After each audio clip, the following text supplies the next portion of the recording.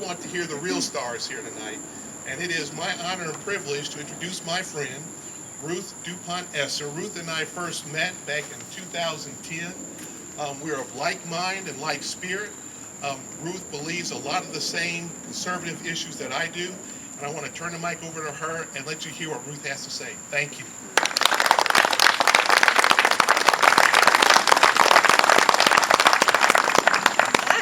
So glad to have you all here. Thank you for coming out. And thank you, Mr. Mike, and thank you, Ms. Teresa. This is wonderful. The first thing I love about this is we have all these forums, and you have to be respectful, and so you can't just throw out everything out there. And people will ask, who's the conservative? Who's the conservative? And unfortunately, sometimes it's hard for you to figure out who they are. And so thanks to this event, they don't have too much trouble figuring that out over here. So, I'm Ruth Dupont Esser. I'm running for County Commissioner for the District 4 seat, which is the Navarre seat. I am your state committee woman with the Republican Party, and I think that's an asset because I have the governor's ear, and there will be times we need that. And so I think that's an asset to us. He appointed me to the Florida Rehabilitation Council, and that's the first time we ever had someone on that council from this side of Tallahassee. And so I think that's also going to be an asset to our area. They have a lot of wonderful programs to help get jobs, to help veterans, and so I'm real excited about what we'll be able to do with our county with that program. I moved here when I was 24 years old.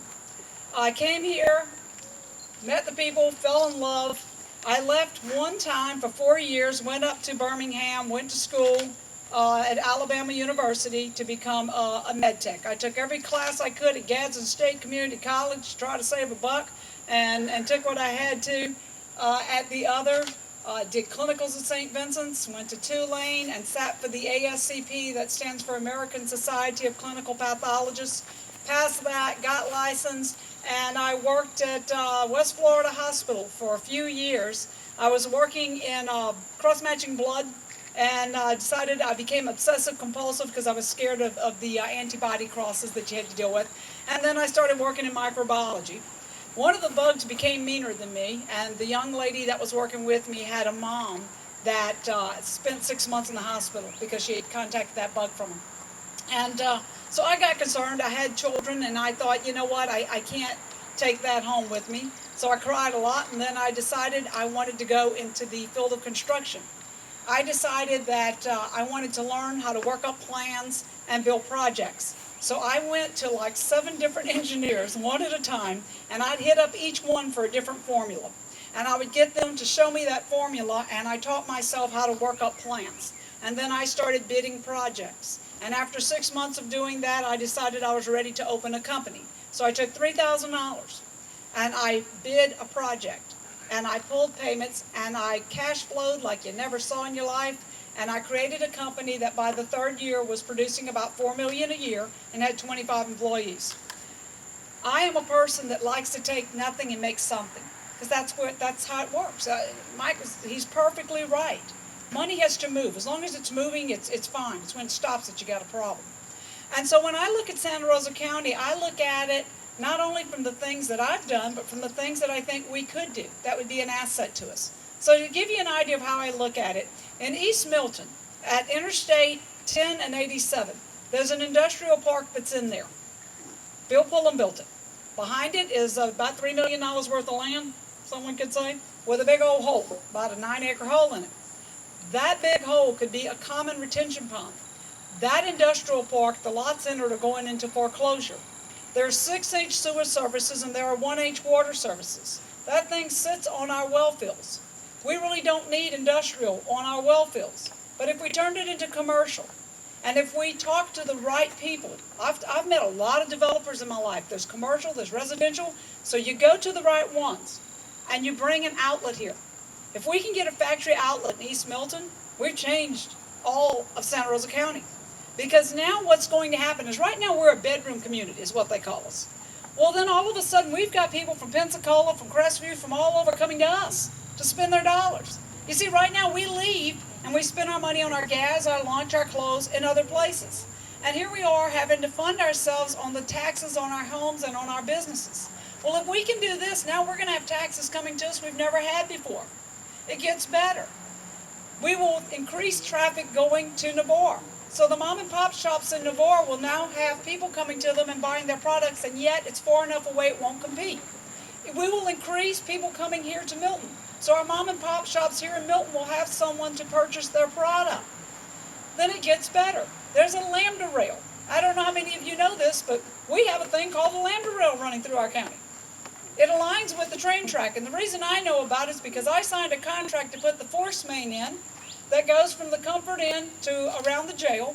And when I got done signing that contract, I had a wonderful gentleman come up to me and hand me a piece of paper to sign, and I said, "What's that?" And he said, "You have to sign this or you can't begin construction, and it states that we can put you in prison for a year, and you have to pay $1 million a minute until we fix it if you break this fiber optic line."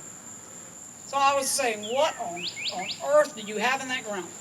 And so he said, "It's a high-tech fiber optic line. It's the most high-tech fiber optic line in the United States." And it was put in the early 80s. So we cautiously dug up that fiber optic line, and we went well under it. But that fiber optic line could draw companies into our county that are high-tech jobs, high-tech companies that would pay well. I think we need quality of life to get those companies to come. You see, when these men and women are looking at our county and deciding whether or not they want to come here with their companies, they're going to want to have quality of life. If they don't have quality of life, they may not consider us. And so I think that the outlet builds a foundation to draw companies on the lambda rail. And I think all this creates an environment that increases our cash, increases our wealth, increases our quality of life, lowers our tax burden. I think it makes life better for all. It increases our ability to pay our county workers, our police, our firefighters, all of them. And so I just think that if we can think in that manner, is this helping? Are you hearing? Okay. I think if we can think in that manner, then we can build Santa Rosa County, because that's how it happens. There's no such thing as a county that didn't get built. Someone had an idea. People work together. You design. You look at it. You discuss it. You figure out how to finance it. And you take it like blocks from bottom to top. And so I have thoughts like that. I know more about what's in the ground in Santa Rosa County sometimes than I do what's on top of it. And so I think that if we just kind of started thinking in that way, then we could bring finance to our county and just have a wonderful place to work where, guess what? Our kids get to stay. And so we don't have to go visit them in other states anymore. They can choose to stay here. And I think that's the kind of world I'd like to see us try to accomplish. I took and wrote this, and I'm going to read it to you in closing out here. And I'll tell you what it is. Sometimes in the night I'll wake up with words coming through my head. And when I'm smart enough to, I get out the bed and I write them down. And that happened with this. And about a week after I wrote it, Concerned Veterans for America called me and said, "Would you come speak at the beach in Pensacola?" And I said, "Sure, I'll come." And I'm sitting at my house doing, well, what will I be speaking about? What am I going to say? And this came to me. And I think this is an important speech for tonight. My husband was writing home and said, for some reason, when I was playing with my computer, this thing popped up, and I think it popped up for a reason. And this is in my heart as to why I'm running for this seat. Because, yes, I am a person who does know how to help with infrastructure, and yes, that is one of the skills you want your commissioner to have. But I'm not running because of the skills that I have for this seat. I'm running because of the heart that I have for this community and for our country. You see, our country is under attack. And if we don't have conservatives that care, get up and get busy and run for these seats, and if we don't catch the reins of this, we're going to have to explain to our children what America used to be like. We're going to have to apologize to our grandchildren for what we lost. And I think we're going to have to face Jesus and apologize there too, because this country was created by divine intervention. And I think we'll be held accountable if we let it go. So even if it takes our blood, it has taken others. And so we have to do what we have to do. And I normally don't read things. I normally speak off my hip. But this I have to read because otherwise I'll never get you all the words out of it. So here we go. It's called Freedom or Free Stuff. One of our largest problems is created by too many thinking we are entitled to take from our neighbor without feeling a responsibility to equally pitch into the pot, thereby giving our neighbor's goods to a government with the intention of having those goods passed back to us at no cost to ourselves. The problem is we are choosing between freedom and free stuff, and we can't have both. As we demand our neighbor's stuff be given to our government so that our government can give us stuff, we become more dependent and we cause our government to grow, and as it grows, it requires more to feed itself. Government produces nothing. It feeds off of us. Maybe for a while it will only take our neighbor's goods, but eventually it will also take from each of us. We produce and we give from that production, from that profit, from that slice of what was originally ours to that government. It depends on us to feed, and it grows larger and larger. It eats more and more and becomes richer and stronger, and as it does, we become weaker and poorer. When not kept in check, it acts like a virus feeding on its hosts. Our country is not healthy when its government is top-heavy and overpowering. Our citizens are not free when its government is consuming our rights. Eventually, we become its servant or its slave. Yet we are the creators of that master. Our government is supposed to work for us, to serve us. We are supposed to be our government's master. Its purpose is to bring quality and peace and protection to our lives, not burdensome laws, rules, and debt. A large, overpowering government is always filled with unscrupulous characters looking for someone to use, manipulate, or con. Those characters are the decision makers of the rules that manage and mandate our lives.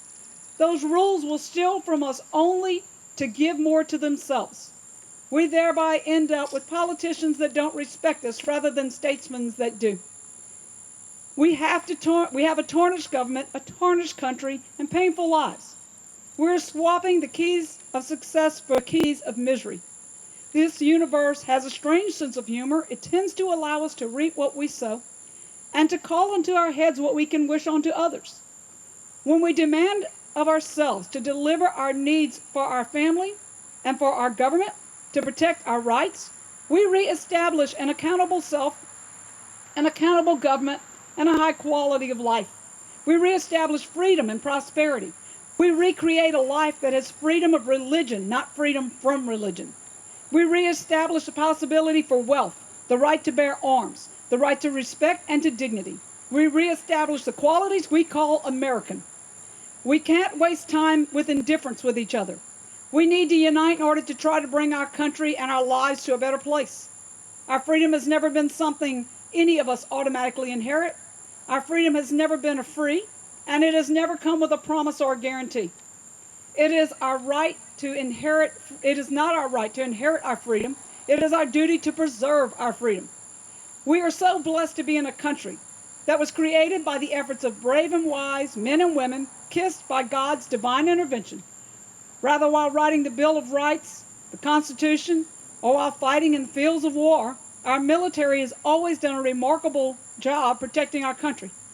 But it is also the duty of each of us to become educated, aware, informed with the truth, and responsible. No matter how hard our servicemen and women fight, they cannot protect us from ourselves. They can only protect us from our enemies. We cannot allow ourselves to be our enemy.